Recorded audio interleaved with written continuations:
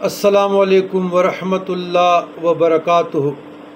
اللہم صلی علی سیدنا محمد وعلی آل سیدنا محمد کما تحب و ترضی لہ جزا اللہ عنا سیدنا محمد صلی اللہ علیہ وسلم ما هو اہلہ صلی اللہ علی النبی الامی وآلہ صلی اللہ علیہ وسلم صلاۃ و سلام علیک یا رسول اللہ اغثنی یا رسول اللہ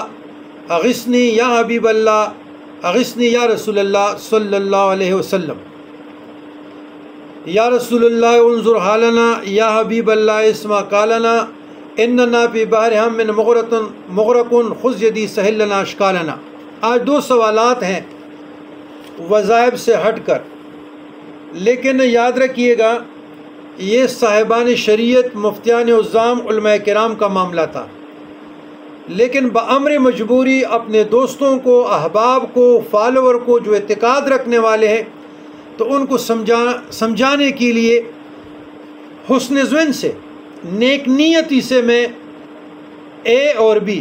ایک مسئلہ ہے انجینئر محمد علی مرزا کے ریلیٹڈ اور دوسرا ہے دو کتب کے متعلق، تو ایک کو لے لیتے ہیں۔ دیکھیں، آپ لوگ لان تان فتویٰ سے پہلے ایک آدمی کی اسٹیٹس، شخصیت پہ نظر ڈالیں کہ وہ کس فکر سے تعلق رکھتا ہے۔ اب صوفیاء کرام کچھ نہیں مانتے، نہ مانیں، یا اہل سنت الجماعت کے عقائد سے ان کے عقائد متصادم ہے، ٹکراؤ میں ہے، نہ مانیں، تصوف نہیں مانتا، نہ مانیں، اللہ مانے، رسول مانے، کتابوں کو مانے، ملائکہ کو مانے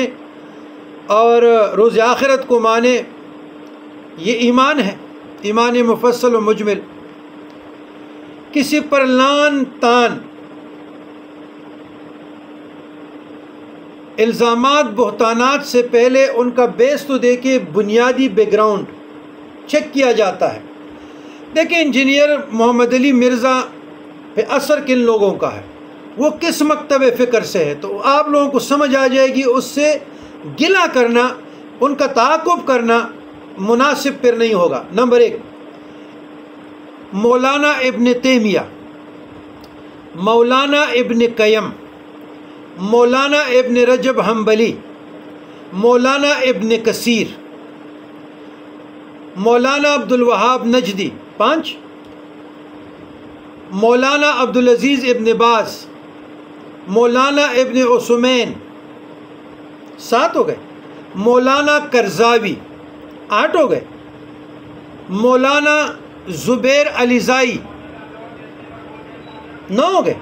10 مولانا محمد اسحاق فیصل آبادی۔ اب دائرے کے اندر جب اس سے علماء اسلام کے متعلق سوال کیا جاتا ہے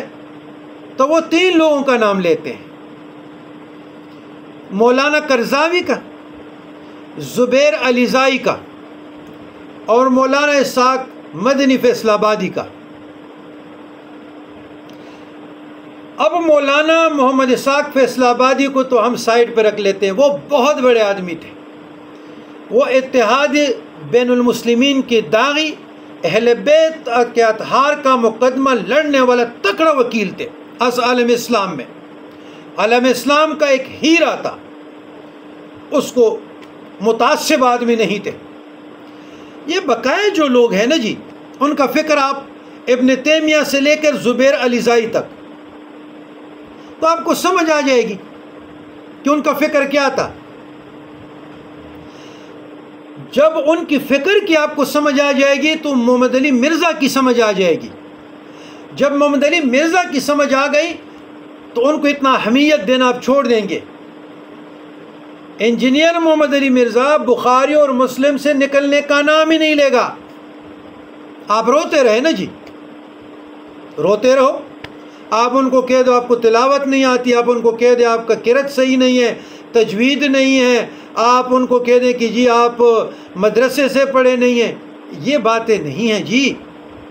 وہ جس فکر کے ساتھ وابستہ ہے، دامنگیر ہے، جہاں اس نے پرورش پائی ہے، جس فکر کا اس پہ غلبہ ہے، وہ بابوں کا انکار کرے گا۔ ہاں آخر پہ میں آ رہا ہوں کہ اس کا جو بھی فکر ہے اللہ اس کو ہدایت دے دے، لیکن بزرگان دین کے ہاں یا علماء دیوبند سے ہو یا علماء سنی بریلوی ہو، ان یا مذاہب اربعہ ہو، فقہائے کرام بڑا تلخ، گستاخانہ اور بے ادبی کے مرتکب ہے، اس کو ایسے جملے ادا نہیں کرنی چاہیے۔ اگر آپ کی سمجھ میں کوئی آپ کا بابا، او بھائی میرا بابا تو بخاری بھی تھا، میرا بابا تو مسلم بھی تھا، میرا بابا تو علی المرتضیٰ بھی ہے، میرا بابا تو شیخ عبد القادر جیلانی بھی ہے، میرا بابا تو داؤد بھی ہے، میرا بابا تو ابو حنیفہ بھی ہے، میرا بابا تو محمد رسول اللہ بھی ہے، تو اس کو کیوں کوٹ کرتے ہو؟ تو یہ دوستوں کو سمجھانے کے لیے کہہ رہا ہوں کہ میرے بھائیوں، میرے دوستوں، جب کسی وقت میں ایک فتنہ ہوتا تھا، غلام احمد پرویز،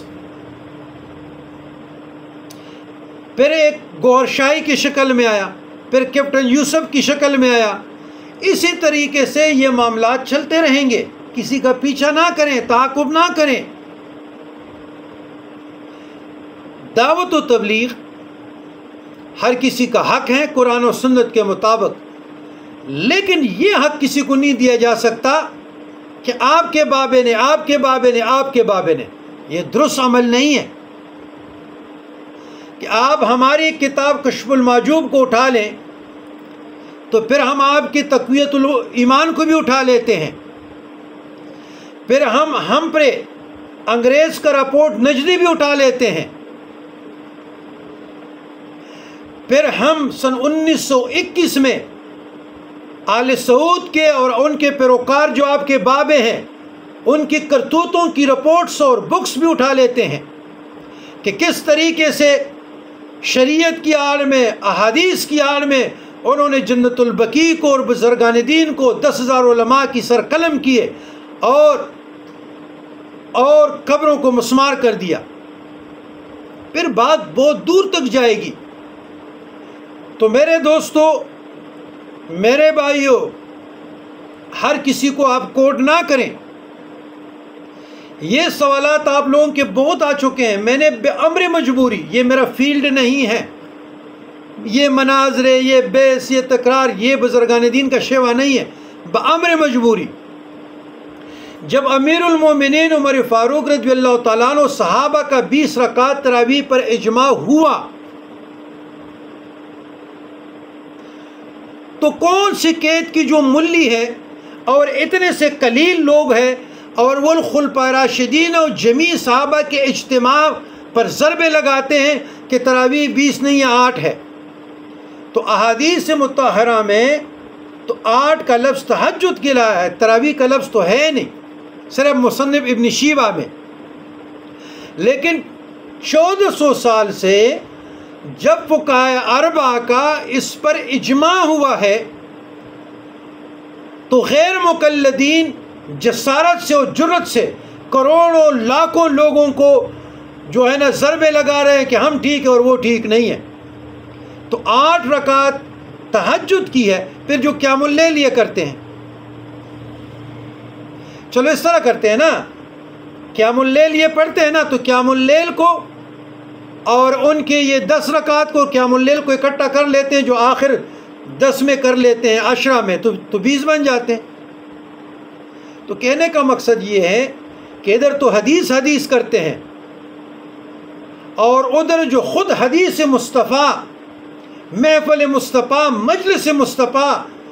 کے رنگ میں رنگین ہوئے عمر فاروق جیسے جلیل القدر صحابی اور اس کے اجماع پہ، تو ادھر کہتے ہیں کہ یہ رسول اللہ کے قول کے خلاف ہے۔ پھر جب یہی بات اہل تشیع کرتے ہیں، یہی بات جب ہمارے بھائی اہل تشیع یہ باتیں کرتے ہیں، وہ کہ یہ صحابہ پہ طعن کرتے ہیں، تو وہ بھی تو حدیث رسول اللہ کو کوٹ کرتے ہیں نا، ادھر ان کو جواب دے دو۔ تو کہنے کا مقصد یہ میرے تمام دوست ان لوگوں کی کہانی میں نہ آنا، بزرگان دین کی تعلیمات پر عمل پیرا ہو جائے۔ والسلام۔